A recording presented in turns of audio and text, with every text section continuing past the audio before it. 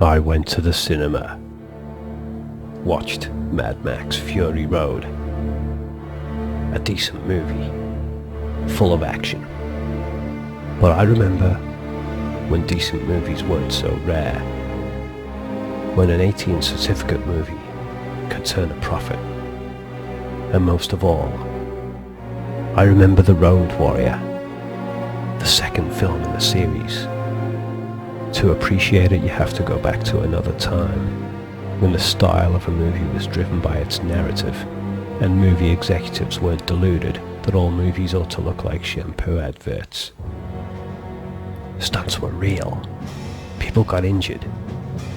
Actual car crashes happened in front of their cameras. If you wanted something on screen, you had to make it happen. You couldn't just use CGI to fake it. And super fast editing didn't pass for a decent action scene. Filmmakers did take after take after take until they got it right. If there were continuity errors, they lived with it, and so did the audience. They made films out of gut passion instead of dumping out polished turds. The ultimate selling point was word of mouth. No one gave a toss about the opinions of paid film critics, and the lack of internet downloading allowed genres above and beyond teenage tastes to flourish. The filmmakers took over the highways, ready to wage war to make a decent movie.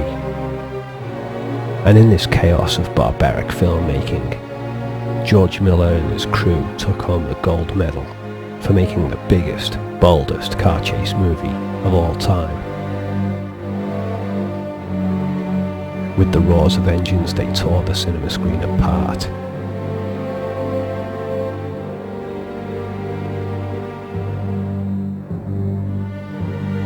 Road Warrior became a classic movie.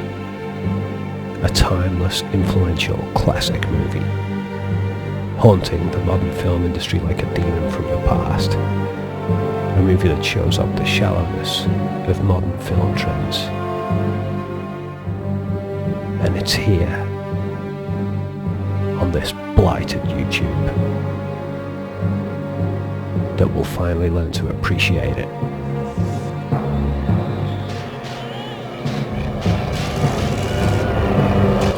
Here, Bruce, what you mumbling about in there? Do you mind, darling? I'm trying to record a bloody film analysis video here. What's a film analysis? It's like a movie review, but it's got a lot more depth. You know, it explores the underlying themes, the characters, the aesthetics, the technical craft, and often in hindsight, years or even decades after the film's original cinematic release. Oh, I gotcha. Which film you doing? I'm doing Mad Max 2, The Road Warrior. Is that the one with the oil tanker and the kid with the boomerang? It is, yeah. Ah, that's the best one. Very violent, though. It's got a proper bittersweet ending, too. Look, I'm the one who's doing the bloody film analysis here. Will you get out and give me some peace? Why don't you get an office, then? I'm not running this as a bloody business. My cousin Rob Ager asked me to do this narration for him. It's a personal favour. Now, Carly, let me explain something to you. Whenever you come in here and interrupt me, you're breaking my concentration. You're distracting me, and it'll then take me time to get back to where I was. Don't you go trying to do a Jack Nicholson on me. Well, get out then. All right, I'm going. I think maybe you ought to see a doctor.